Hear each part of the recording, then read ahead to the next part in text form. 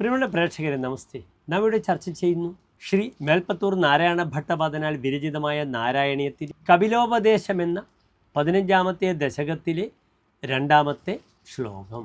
പ്രകൃതി മഹദ് അഹങ്കാരാശ്ച മാത്രാശ്ച ഭൂതാന്യപി ഹൃദഭിദശാക്ഷി പുരുഷ പഞ്ചവിംശഃ ഇതി വിദിത വിഭാഗോ മുച്യതേസൗ പ്രകൃത്യാ കപിലതനുരിതി ത്വം ദേവഹൂത്യൈ ന്യഗാദീഹി. ഇനി പ്രസ്തുത ശ്ലോകത്തിൻ്റെ പദച്ഛേദം ശ്രദ്ധിക്കുക. പ്രകൃതി മഹദ് അഹങ്കാരാഹ ച മാത്രാഹ ച ഭൂതാനി അഭി ഹൃദ് അഭി ദശാക്ഷി പുരുഷഃ പഞ്ചവിംശഃ ഇതി വിദിത വിഭാഗഃ മുച്യതേ അസൗ പ്രകൃത്യാ കപിലതനുഃ ഇതി ത്വം ദേവഹൂത്യൈ ന്യഗാദീഹി. അന്വയം ശ്രദ്ധിക്കുക.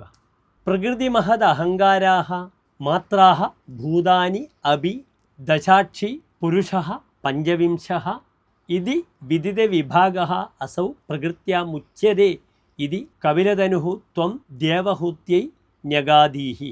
അടുത്തതായി പ്രസ്തുത ശ്ലോകത്തിൻ്റെ സാരാംശം ശ്രദ്ധിക്കുക.